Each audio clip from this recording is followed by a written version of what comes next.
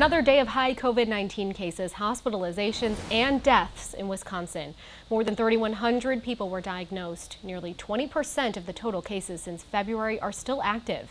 A record 1,000 people are in the hospital right now. 28 people died since this time yesterday. Those numbers come as a judge blocks Governor Evers' emergency order that limits the size of indoor gatherings to 25% capacity.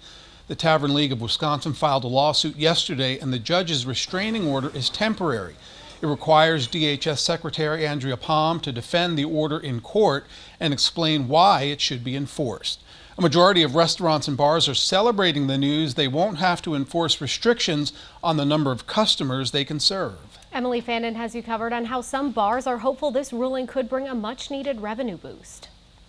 Restaurants and bars are once again adjusting how they operate during this pandemic. Susan Ballwig, manager of the Press Box in Sauk City, said it's been a whirlwind trying to follow and keep up with all the restrictions on their industry. It's nice seeing people coming back in, and we were just getting to that point, and then that 25% came, and we're like, now we're starting over again. You know, it was very frustrating. After a week of following new restrictions, limiting public buildings to no more than 25% capacity, the Press Box and other establishments for now no longer have to follow those rules, a promising sign in hopes to welcome more customers. It just opens it up a little bit more so people are more comfortable coming in here. Hopefully it will increase our indoor dining.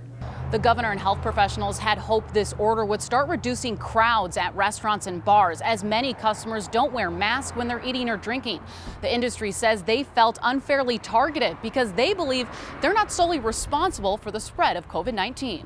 This is BS. Like, we're sick of this. Like, people are going to do what they want to do. We can't control the public.